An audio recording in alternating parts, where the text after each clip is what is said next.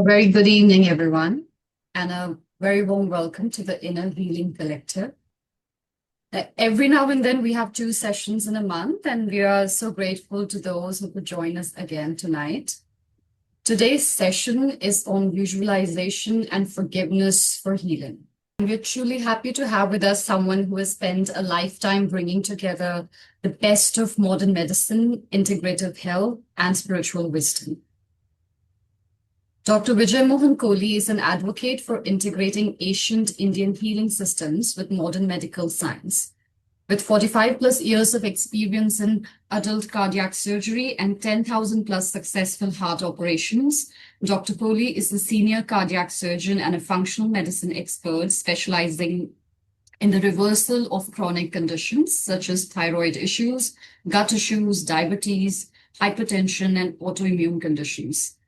Dr. Kohli has played an instrumental role in setting up premier cardiac centers across India, including the prestigious Escorts Heart Institute and cardiac centers in Batra Hospital and Action Biology Hospital in New Delhi, and the Hero DMC Heart Institute in Ludhiana, to name a few. He was a part of the team behind the first open heart surgery at KGMC Lucknow way back in 1981. Dr. Kohli is also trained in Ayurveda, naturopathy, energy medicine, and yoga. Alongside his medical and integrative work, Dr. Kohli is deeply engaged with spirituality, which informs his understanding of healing as a process that involves not only the physical body, but also the mind and inner awareness. Thank you so much for joining us today, Dr. Kohli. Over to you. Thank you. Thank you very much, Nitya, for your very nice words. And I'm thankful for this platform and Dr. Mankul for giving me this opportunity again. Okay, so today we are talking on another abstract subject, which is visualization and forgiveness. And I'm sure all of you have at least some idea of what this is. It is quite possible that many of you are actually practicing it also, and perhaps doing a better job than I am doing. Well, very briefly, uh, you know that visualization is just a method which opens up the subconscious mind either by meditating or counting backward. There can be other methods also of going into a relaxed stage before you can practice visualization. The same principles apply for forgiveness also, but of course, I'll discuss forgiveness a little later in a little more detail. Now, this concept of visualization needs to be understood from many angles. One of them is from what we gathered from Dr. Candace Pert, whose wonderful book called Molecules of Emotion actually started off the cascade of research into neurotransmitters and neuropeptides. She proved that every thought, emotion, belief, hope, and attitude we experience in our mind gets to be directly mirrored and experienced by every cell in our physical body. So whatever we think becomes a reality in some way or the other. Briefly, Molecules of Emotion by Dr. Candace Pert is the book, and what I'm showing here is just a very brief gist of that. Every thought or feeling produces some effect through what are called neuropeptides. Dr. Kohli, sorry to interrupt. You're not sharing your screen. Oh, The participants can't see the I'm so screen. sorry. How do I go back to it then? So on the Zoom dashboard, you'll see the share button. I don't see the Zoom dashboard.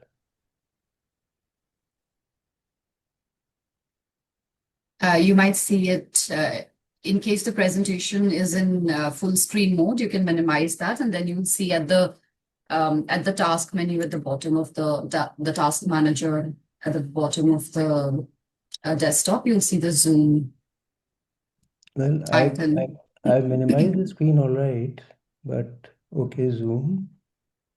Okay. Right. I thought I shared it earlier, so that was okay. Now is it visible? Yes. Okay.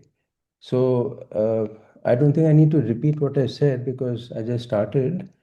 So, what I'm trying to show right now is a brief gist of what Dr. Candace Pert told us, that every thought or feeling produces some effect through what are called neuropeptides, which interact with neuroreceptors. Now, for those of you who may not understand these technical terms, basically, neuroreceptors are those neuropeptides. First, I think we need to understand. These are basic a class or group called neurotransmitters. Now, neurotransmitters just basically are messengers. So, neuro means pertaining to the nervous system. So, messages conveyed between one neuron to the other, neuron being the basic cell of the nervous system, to the other is known as a neurotransmitter. So, this transmits the message, and it needs a neuroreceptor for it to be accepted. It is something like a lock and key phenomenon. So the lock will open only with the appropriate key, not with the other one. Same thing is true with the messages. See, the messages conform to what the cell needs, then that opens up and the message gets transferred. So what happens is that when there's synchrony between the neuropeptides and the neuroreceptors, then the message enters the cell and then a chain reaction ensues. This then translates into physical activities, behavior, as well as mood changes. So, emotions are therefore cellular signals involved in translating information into physical reality. Now, I'll have to give you a few examples of this. Now, first, starting with some scientific examples. A gentleman called Dr. Alvaro Pascal Leon, a professor of neurology at Harvard Medical School, way back in 2005, he showed that physical changes could be brought about by thoughts alone. You would have heard of people saying that thoughts are things. And this person actually proved it. So he studied two groups of students who were taught to play the piano. One group used real pianos, while the other practiced only in their minds. After 6 hours of practice over 3 days, the two groups had similar changes in their brain maps and similar improvements in actual performance. Whether they actually played the piano or not, but the effects were the same. Similarly, Phil Jackson, who they call the Zen Master, actually is not a Zen Master, he's just nicknamed as such. He coached Chicago Bulls, one of the top teams of basketball in the US. He made his teammates sit in meditation and visualize their moves before a match. The result was 6 basketball championships till he coached the Chicago Bulls. So what the inference we get from this is that the mind can't tell the difference whether you are really doing something or imagining doing it. Hence, if you are there in the mind, you are there in the body too. There are some more examples, and this goes back to our history. I'm sure all of you would have heard of Prithviraj Chauhan. Prithviraj Chauhan was a Rajput king who had been uh, imprisoned by Mahmud of Ghazni, and then he was blinded. And then, uh, when he was in the court of Mahmud of Ghazni, then he was being scorned and taunted and all that. But he was given an arrow uh, by that sultan uh, because he was known to be a very good archer. And his associate Chand Bardai recited a couplet which told him exactly where the Sultan was sitting. And obviously, Prithviraj Chauhan could visualize the exact location and he could actually shoot and kill the Ghazni king. One more example I'd like to give, and that is from my own experience. At that time, I had no idea what visualization was. But when I was small, I was going to school. I used to live very close to a medical college. And therefore, I would see a lot of doctors in their white coats, their stethoscopes, and I could visualize myself going from my place to the medical college, either walking or going by bike attending to patients, putting on a white coat, using a stethoscope. And finally, that is exactly what happened. So at that time, I had no idea what visualization is. But because I could actually see something in the future, I imagined the future to be like that, and it finally happened. So if you think something is possible, it becomes so. So impossible is nothing. Now, what is important, the point I'm trying to make out here is that we have to have, very often we feel there's something not possible.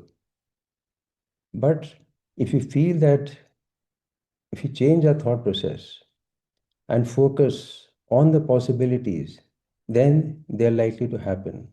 For this, I'll give another example. There was an athlete by the name of Roger Bannister. Roger Bannister was the first person in the world, first athlete in the world to break the barrier of 4 minutes for running the mile. Prior to that, nobody could even think about that. It was considered to be an impossibility. But Roger Bannister believed implicitly in his capabilities, though he had no trainer. He had absolutely no support from anyone, but he did it. And once he had done it, then in the next few months only, a number of athletes all over the world did the same thing. So when you realize, you understand that something is possible, it does happen.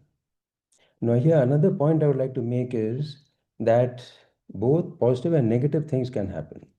So you can have a placebo effect, which means positive healing response to our thoughts or expectations, of a positive response when we imagine something positive. Similarly, the opposite is nocebo, negative and damaging physical response produced by our fears and expectations. So we have to be very careful. Very often we start imagining the worst. We should not do that, because when we do that, then very often the worst does happen. So visualization works both ways. So we have to understand this very well. Now, this also means creating a new reality. And reality is how we interpret it. We are not talking about the ultimate reality at this point of time, but at day-to-day realities. And Ayurveda also, according to Ayurveda, the health and functioning of our entire body is based on consciousness. High levels of spiritual states corroborate this. And it is also believed that the reality of a person who is sick is different from that of someone who is well. Now, what is the basis of visualization? For this, we need to understand that at the base level, our body is simply a field of molecules and the mind is a field of thoughts. But beyond these two fields exists another very important field, that is another self, that is our true self, which some people call the observer also. This, being a part of the spirit, is free from disease, sorrow, worry, negativity. In fact, it is just a bundle of joy, love, and bliss, and the purest form of consciousness. We need to move beyond the clutches of an analytical monkey mind to the serene place of consciousness for the realm of infinite possibilities. Now, another important component of understanding visualization and forgiveness are the different types of brain waves which we have. We have a number of them. First, let me tell you something about the beta waves, which are basically related to alertness, concentration, thinking, etc., even resting at times. Then you have the alpha waves, which occur in basically meditation. And the frequencies also mentioned. The alpha waves are from 8 to 12 hertz, 12 to 30 are the beta. Then the theta wave, these are the important ones. Theta waves are slower, 4 to 8. And these are the ones which get affected in visualization. And we have to reach this stage for visualization to be effective. And then, of course, we have delta and finally gamma. So meditation induces alpha, beta, theta, and even gamma waves in deep meditation, and the beta wave activity gets slowed down. Gamma waves are very fast and they correspond to the aha moment. So you see, when you're in deep meditation, you get a lot of insights. Those insights occur because then you reach the stage of gamma wave activity. And theta waves are the minimum, the least possible stage we need to reach to for visualization to be effective. And theta wave activity is basically, it is a gateway to the subconscious mind. So theta brain waves are associated with the blissful twilight zone that we often experience just before falling asleep. I'm sure all of us have experienced these stages. When you go to bed, when you're not actually asleep, nor are you awake, that is that brief twilight zone where the theta wave activity is taking place and taking you to the subconscious level. Similarly, when you get up in the morning, you're not fully awake and you're not still asleep. That again is the same twilight zone. So theta waves are the gateway to the subconscious mind. I'll talk about the subconscious a little later. Now, while awake, these waves can be induced by certain practices like prayer, being in solitude, silence, introspection, and meditation. So basically what I'm trying to say is that for visualization to be effective, we have to reach this theta wave activity. When theta wave activity is dominant, the analytical activity of the brain slows down. You know that we are right-brained and we are left-brained. Now, we do not want the analytical part of the brain to be involved in this particular part. We want it to be the docile part of the brain which should come into force. So, as per Ayurveda, this is closely linked to the state of Turiya, which is the fourth state. Now, I'm sure that you would have heard about the gunas of Prakriti. There are three stages, they say, Sat, Raj, Tamas, etc. But beyond that, there's a fourth state, which they call the Turiya or the fourth state of consciousness. So this is also a very abstract topic actually, but theta wave activity could correspond to certain stages of this fourth state of consciousness. So when you're beyond Sat, Raj and Tam, when you're in this fourth particular state, then your consciousness is tuned very close to that of the soul. Now, this is a wonderful state of awareness in which we are most neurologically suggestible at the subconscious level to new ideas and to building of new belief systems. So basically, visualization depends on you reaching a stage where new ideas crop up, where whatever you want done, that's sort of first you must get that particular idea for it to reach fruition. Being constantly in theta wave activity helps reduce the ego-driven dominance of the neocortex and awakens the possibility of a new reality. So I hope so far we are in tune with each other that for visualization, we need to be in a very deep state of relaxation before anything else can happen. And in the deep state of relaxation, we should be somewhere close to the theta stage, which is the opening to the subconscious mind. It's the subconscious mind, which is far more important than the conscious mind. So when we are in that state, then we are more suggestible. Our nervous system works much better, and new ideas can keep coming in and we reach fruition. Now, this is done by guided imagery. Now, guided imagery is the process of creating mental images around a desired outcome of a future event in a way that maximizes the chances of that outcome reaching fruition. In other words, a desired reality is first imagined and visualized in the mind before it manifests as a physical reality in the world. Now, it is the frontal lobe of the brain that is primarily called into action. These images give the subconscious mind the correct message for it to follow and implement. Now, something about the subconscious mind. Now, I'm sure a lot of you, in fact, practically all of you have heard about the subconscious mind. You know that we have a conscious mind, we have a subconscious mind, we have an individual superconscious mind and a superconscious mind. Now, this is as per what we have been taught in psychology and all that, maybe a little different in spirituality. Now, the subconscious mind basically is very powerful. It guides the heartbeat, circulation, immune functioning. It is a storehouse of memory, traces from man's ancestral past actually. It decides about our archetypes, basic human personality, whatever we have been, whatever we are going to be. It is extremely aware, being part of consciousness. Now it is operated by using symbolic thoughts. So remember, when we work through our conscious mind, the conscious mind responds to our language.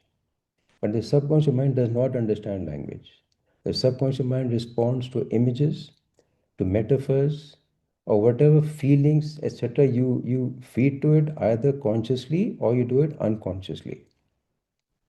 Another important aspect of the subconscious mind is that this is like a slave. It cannot question, it cannot decide. It can only follow orders.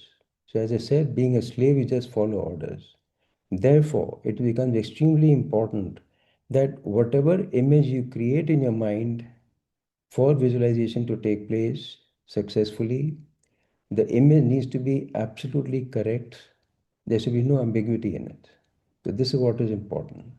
So in a nutshell, about the subconscious mind, it responds to metaphors, feelings, images, and symbols, even stories and myths.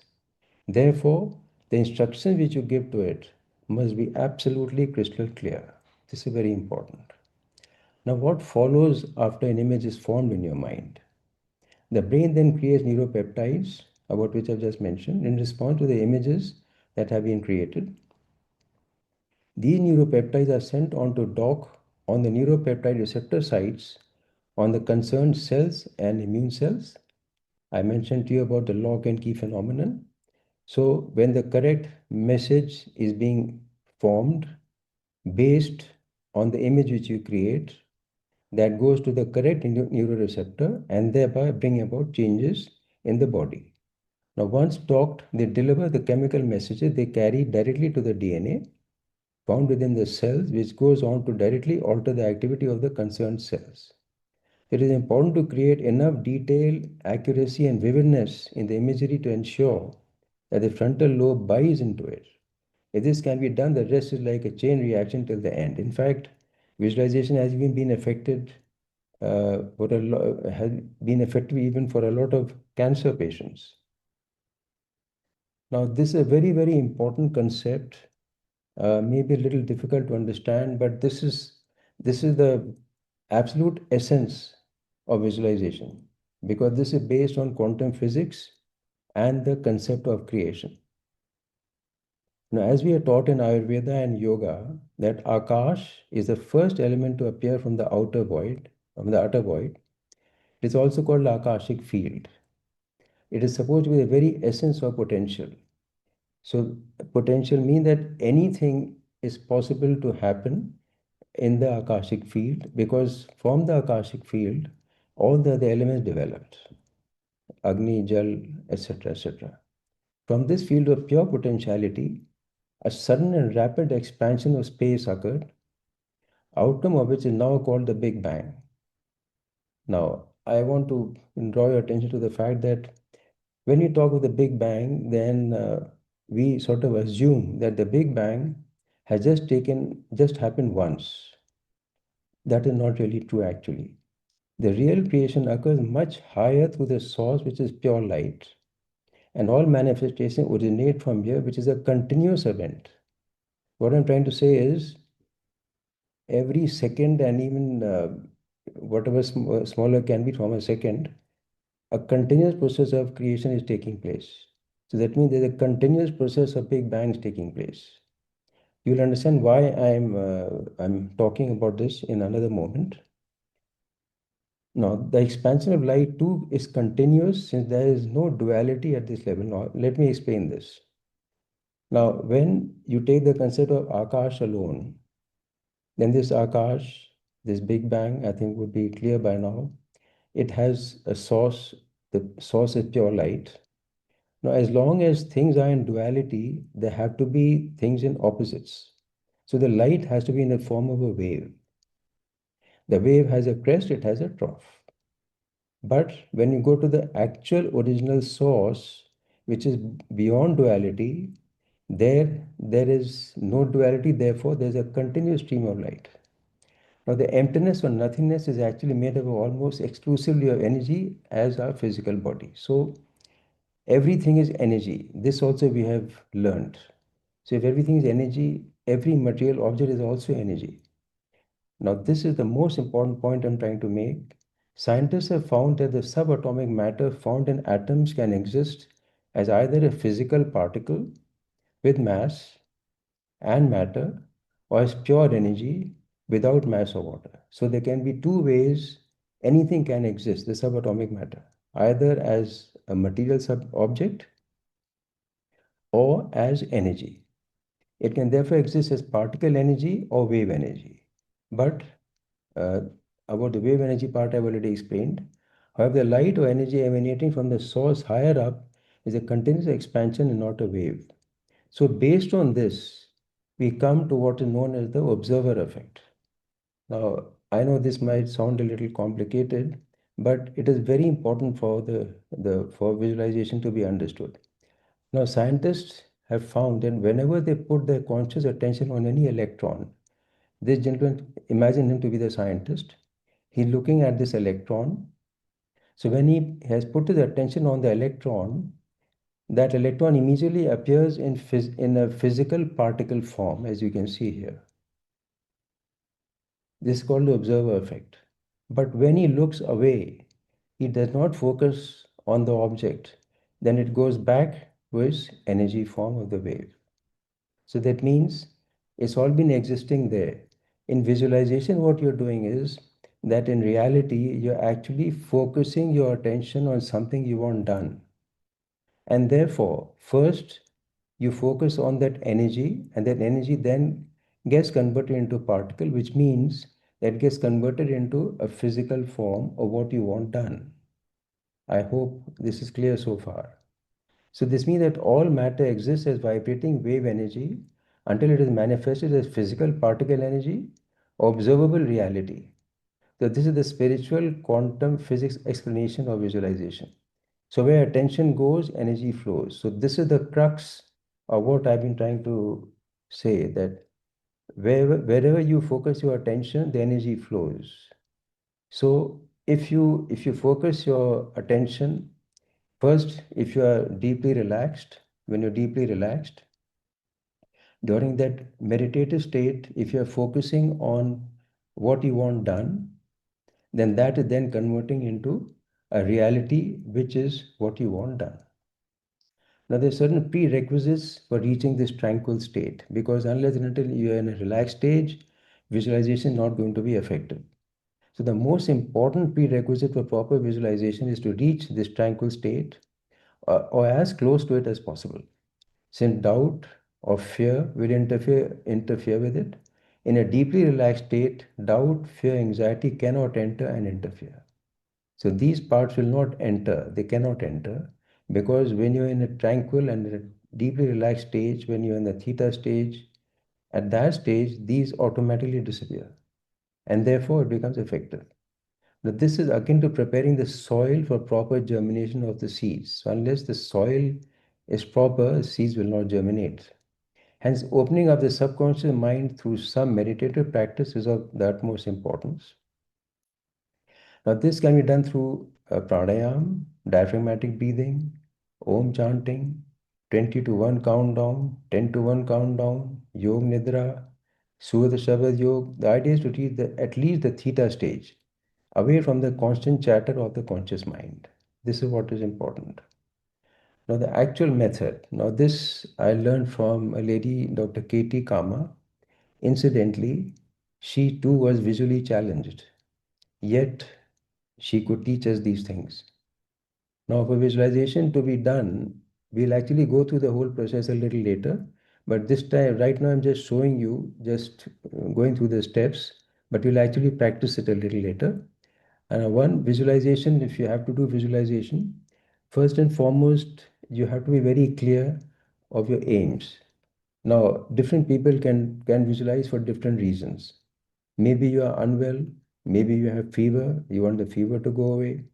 Maybe you have some other health issue, you want that to go away. Maybe you have coronary artery disease, whatever. Maybe you are very angry and you want to get over your anger, you want to control your anger. So, whatever it may be. But the important point is that if you are visualizing, don't mix up too many issues. Select one of the issues which are most pressing for you and focus on that for getting a good outcome. So, one is to be done thrice a day. First, sit in a comfortable position, ankles uncrossed, hands loose by the sides. Tight clothing should be avoided. Now you can even do it lying down if you wish. Whichever way you need to be very comfortable doing it. Eyes should be closed but turned slightly above eye level. Imagine a white screen out and away from you. Slowly count backwards from 20 to 1 or 30 to 1, leaving about a second between each descending number, breathing slowly. Now this also can vary a little bit. There are lots of other things you could be saying to yourself, or if you are being taken through the process, the person doing that, he could say different other things. The idea being basically to relax you. Dr. Levy does the 10 to 1 countdown. So different people resort to different methods. Then right in the center of the screen, the first thing you do is in the center of the screen, you visualize the situation as it is. For example, suppose you're very, very stressed. So you need to create a picture in your mind in which you look very stressed and project it at the center of the screen. Now, the idea is to get the subconscious mind to be able to see your present picture, your present position, so that it understands. If you recollect, I mentioned to you that the subconscious mind does not understand language, it understands images, metaphors, and all that, and symbols also. So, by showing that picture, the subconscious mind will pick it up and understand that this is the present state. Then, after about 3 to 5 seconds, move your image 15 degrees to your left. You're still looking straight, but 15 degrees to your left. You create a fresh picture and project it on the screen. Now, what this means is that why are we focusing on the left? Because left indicates future. And imagine making the necessary corrections. To give you some examples, suppose you have a block in the coronary artery. So in the first image, you show that block. You need not have any idea of anatomy also if you don't want to. You can just visualize a pipe or a tube which has a block in it. The subconscious mind will understand that we are talking about a coronary artery disease. In the second image, which is to the 15 degrees to your left, you visualize either a blood vessel cleaner, or it could be a broom, it could be anything you can imagine, which is rubbing away, which is sort of blowing it away, that block from the coronary artery. It could be an imaginary spray also of vibrations. Some people, visualize, suppose they are doing it for cancer. They visualize that they first visualize the cancer wherever it may be. Then they visualize that a spray of atoms or spray of certain molecules or the medicines itself are flowing in that direction, and they're sort of destroying the cancer cells. So your imagination has got to be very vivid. You need to be very clear about that. Then after 3 minutes of this, move your image slightly to the left once more, another 15 degrees to your left. So first it is straight, then 15 degrees to the left, then third, again 15 degrees to the left. And this time you visualize that you are being congratulated by your physician that it has been done. So here the most important point is that when you are showing anything to the subconscious mind, especially the middle part, it has to be shown the end result, not really the process. What I mean is that you have a block in the coronary artery. The end result you want to be is to be an absolutely, clean artery. So you keep showing the subconscious mind that it is being cleaned, and in the third part, that the artery is absolutely clean. There's no speck of clot or anything like that in it. That is what the subconscious mind understands. So when it sees the end result, It moves, it creates situations, circumstances for those things to be done and completed. After this has been done, you count from 1 to 5 and open your eyes. So this is the process of visualization. But as I told you, forgiveness also has this similar concept. Now, why is forgiveness important? Because it frees you from the emotional weight of past grievances. Releasing anger and bitterness lowers your stress, improves cardiac health, and prevents depression. I'm sure all of you know that forgiving people is extremely important. But a very important thing I want to tell you at this point is that a lot of times we feel that we say, I have forgiven you, or we feel that we have forgiven somebody. It does not work like that.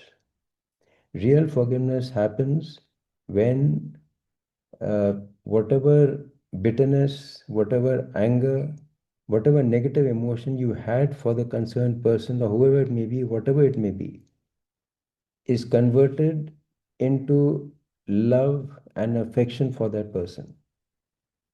Now, I'm sure a lot of you might be wondering whether this is actually possible.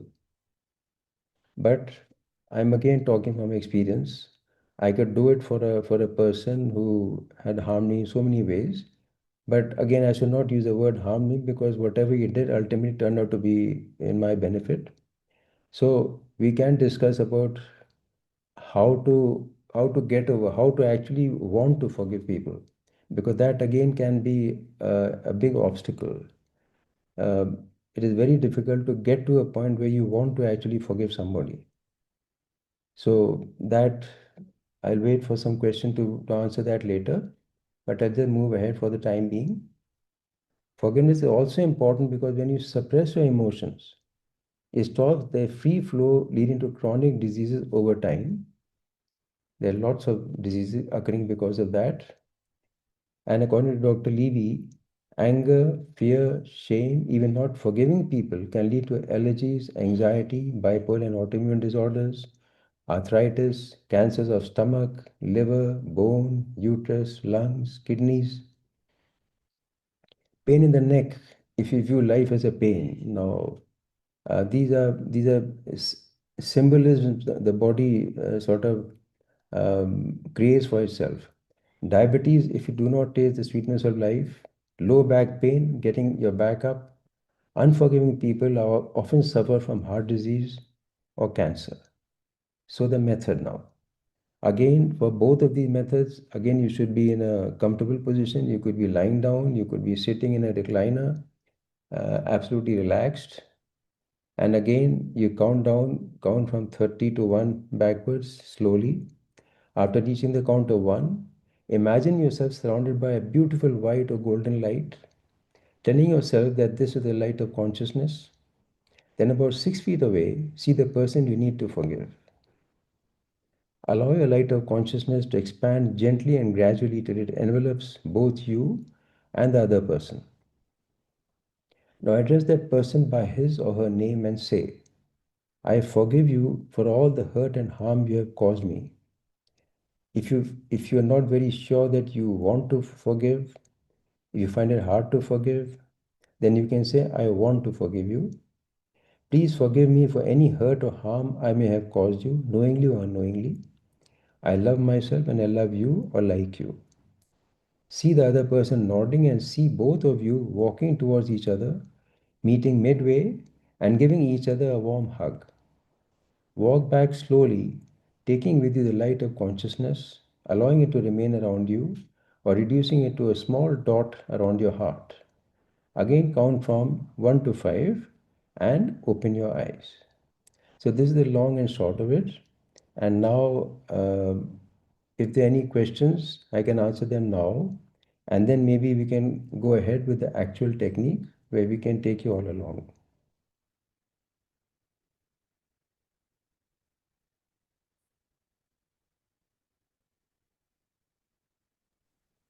Dr. Kohli, we have one question in the chat. Yeah. Manmeet has asked, is manifestation or visualization possible only in deep state? Well, that's a very nice question. But when you're intentionally trying to visualize something, then it is going to be effective when when you're in a deep state. At least some level of depth is important. But unfortunately, a lot of things keep happening to us because unknowingly we keep visualizing things and even bad things, and they have been percolating down into the subconscious mind. The subconscious mind has picked up the cues and taken us to that level. Like diseases, for example. This is a very standard example of that. I mentioned about the placebo and the nocebo effects. So this is the nocebo effect in this. Placebo also can happen. So unknown to us also it is happening. But when we actually want to do it intentionally, then you have got to be in some deep state or the other. It is important. As I mentioned to you, that you could be in a relaxed state through pranayama, you could be in a relaxed state through any type of meditation, even prayers, for example. It just depends what gels with you and how deep you can get. Because it is very important, as I mentioned all along, that when you're in a deep state, then you're being in a theta state is important for visualization to take place, because that's the time when your nervous system, when all your faculties are most amenable to suggestions and for things to actually happen. Now this is the reason why, if any of you are into yoga, then a good yoga practitioner will always take you into a state of shavasana and even yoga nidra at times. Now in those states, and when they take you into those states, they keep telling you that you visualize the effect different parts of your body has had based on the asanas which you have done. They do that because in the relaxed state, the body is more susceptible to that, and the effect is going to be very good. I hope I could answer that question. Yes, Dr. Kohli. So we have, I think, some Sakshi has raised her hand and Tina wants to unmute and ask, but we only have, I think, about 10 to 15 minutes. So would you like to take the questions now, or should we go into visualization and then we come back for the questions? It's up to you, whichever way you want it. All right. I think we can do the visualizations now, and then Okay. Tina and Sakshi will come back to you for that. Sure, sure. Thank So, you. so now we all need to sit back in a relaxed and comfortable position and close your eyes. As I mentioned, try to, when you close your eyes, eyeballs should be slightly up, because that way it is believed that you're closer to your consciousness when you're doing that. You can sit straight, you can relax, you can sit on a recliner, whatever you wish to do. And now I slowly count backwards from 30 to 1. And you just keep listening to that. And I'll be saying a few things in between also. So just try to follow all that. Just listen and relax. So first, 30. Keep breathing slowly and deeply. If it is diaphragmatic breathing, that would be perfect, because that would add further to your relaxation. So 30, 29, 28, 27, 26. You may start feeling that your negative energies are going away. You may start feeling that your fingers and your toes start getting a little numb. 25, 24, 23. You may start feeling that your muscles are getting flabby and relaxed. 22, 21, 20, 19, By now, you could feel more of the numbness. You could feel a little bit of warmth in your legs, going up a little bit. 18, 17. Feel yourself going deeper and deeper into a state of awareness. 16, 15, 14. Your eyelids are relaxing, your facial muscles are relaxing. 14,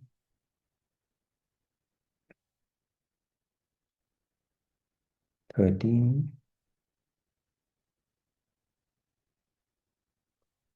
12.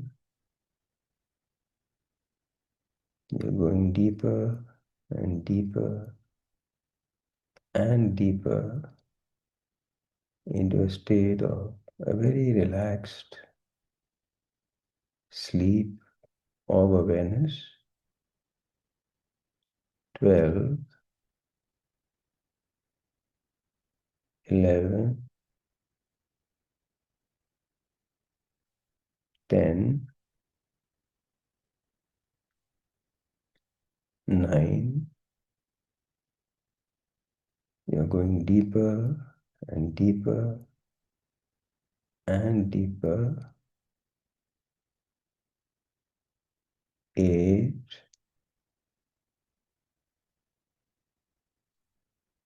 7,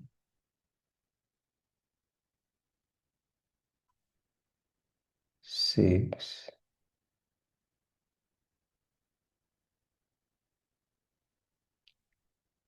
5,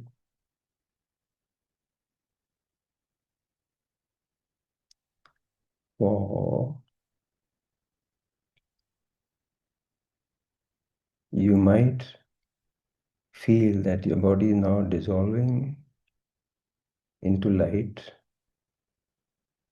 that you're becoming a source of light. And this light, which could be white or golden, is spreading far and wide.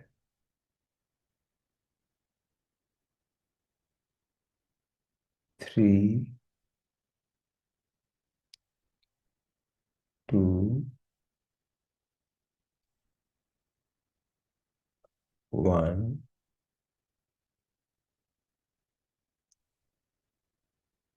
When you come to 0, visualize that you're now nothing. Just in front of you, visualize a screen. The screen as in when you project slides. In the center of the screen, just project an image of your present situation. If you are angry, if you are stressed, if you have a medical issue, whatever it may be, form a beautiful image and transfer it on the screen right in the center.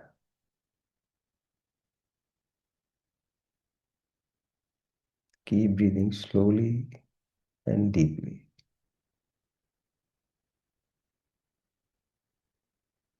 Now, 15 degrees to your left, project another image, which is basically a rectification of what you want done, depending on your situation. As I mentioned, suppose you have breathlessness as your issue.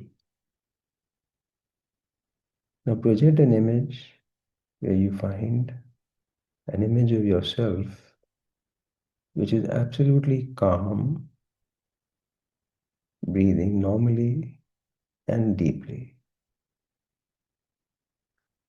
Continue doing that. Keep smiling to yourself if you can. Continue doing this for a few minutes. Feel the calmness which is creeping into you. Feel the peace that is enveloping you. See and feel the light which you saw a few minutes back surrounding you. See yourself as that light.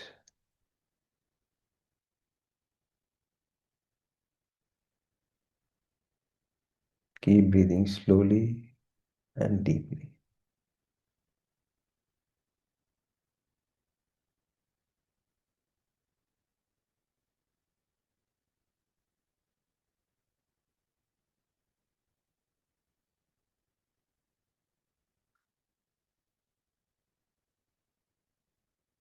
Now another 15 degrees to your left. Project another image. In this image, your problem, whatever the problem was, if it was a breathing problem, has disappeared. People are congratulating you, including your physician. You are happy, everybody is happy. If it were your coronary artery disease with blocks in the arteries, those blocks have gone completely, and the arteries are as clean as whistles. Also feel the immense calm which has settled in you. You can stay in the zone for as long as you like, because by the time you reach here, as I said, this is a state of very deep relaxation. And visualization is basically a meditative practice. Your feet, your hands may be getting numb. There may be warmth there going up. All your muscles are flabby.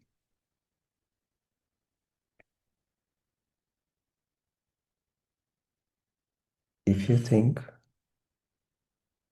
this is enough, then we can close. But whenever you reach this stage, you could prolong it for as long as you like, because then you get the added benefit of the meditation also. Else, we count from 1 to 5 and open our eyes. 1, 2, 3, 4, 5. Forgiveness is very similar as I told you. If you wish, we can do that now, or you already have the method. You could practice on your own. It's up to you.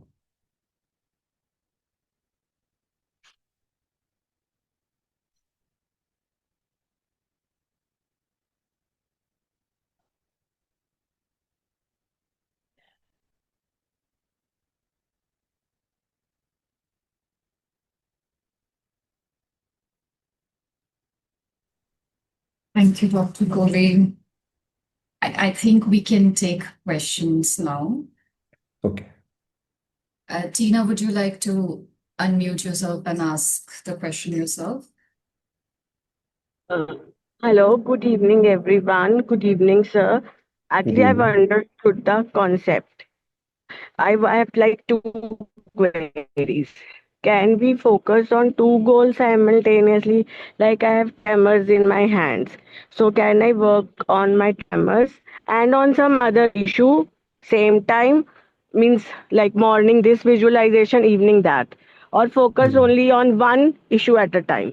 No, you should focus on one issue at a time. And after that has got resolved, you see, I told you that the subconscious mind cannot think on its own, right? So it Yeah. has to be fed the right data.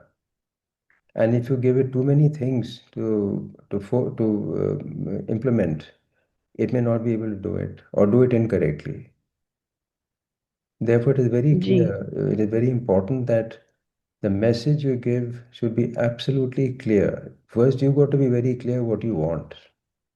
You should never, give a message like, I hope this happens or I want this to happen. You want to show it an image that this has happened. So if you give multiple messages, it may not work. Hmm. Ji. Or second is like, can I work for somebody else, like somebody near to me facing some issue? Can I do visualization of for him or her? You can certainly do that, but these things work best when you are very, very highly spiritually evolved. Oh, Because in that case, what happens is that I didn't mention it in the presentation that when you're in a habitual state of turiya, then those sort of things keep happening automatically. So not only you, but also your ji. loved ones. Okay. Then because even that intention is not required, that energy and that whatever is required for visualization to be completed, that can happen on its own.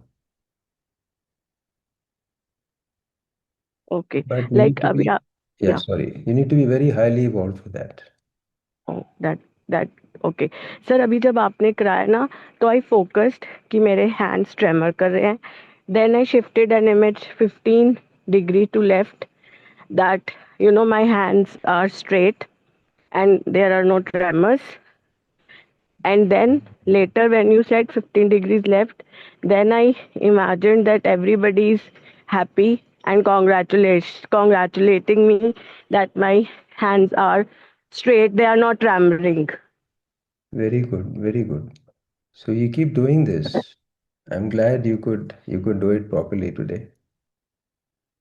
Very nice. Thank you. Sakshi, would you like to unmute and ask your question? Hi, thank you, Nitya, and thank you, Dr. Kohli, for the talk and for taking out the time this evening. So my question is basically regarding forgiveness, and forgiveness is often coupled with the word forget. Like you forgive and forget, and you move on. But sometimes like from the other person, you see those repeated patterns, right? And so then it gets difficult to move past it, right? So how do you like get out of that situation? Because then you find yourself in a loop sometimes.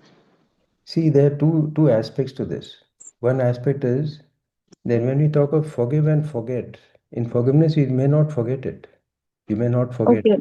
but Hmm. it should not have any effect on you. That is what is important. Okay. And the second thing is that if you find generally if you have been genuinely been able to forgive, then the Hmm. repetitive patterns may not happen because these Okay. things work both ways. When you're Hmm. forgiving somebody, not only are you removing that nidus or problem from yourself, Hmm. but in a way the other person is also getting freed, if you see Hmm. what I mean. So it may not necessarily happen. And Right. also, if you've actually forgiven properly, then even if they do that, it may not have any effect on you. Right, right. So it doesn't have an effect. It's just like you become neutral, so you don't, feel anything, right? You don't feel good about it. You don't feel bad about it. You just like, it's basically no feeling, right? I mean, you just Absolutely. move on, right? Absolutely. Yes. That's the Yeah. idea. Because if you keep harboring something bad about somebody, some negative thing about somebody, Hmm. then you're harming yourself and the other person is also Absolutely. getting harmed. So when Yeah. the nidus is gone, then in that case, it makes no difference. See, this is what happens to, I was talking about people who are highly spiritually evolved. See, don't they also face all sorts of situations in life, but do they get affected? Doesn't matter. No. The reason being that they don't look at another person as a person. Right. They know it's the same consciousness in both. Mhm. So when you reach that state, then there's no question of any problem taking place. Mhm. Right. Right. Okay. Okay. Thank you so much, doctor. Thank you. You're welcome. Would anybody else like to ask a question or share their experience of the session?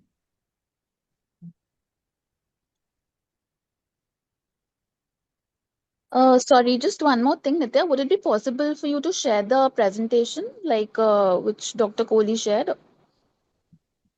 I mean, just for a quick read again, because sometimes you tend to miss on the screen, right? Yeah, we can do that, Dr. Kohli, right? Even if you forward it to Absolutely, me, I'll absolutely. share it in the group. Yeah. Yeah, I'd be Right. very happy with that. Right. Thank you so much. Thanks. You're welcome.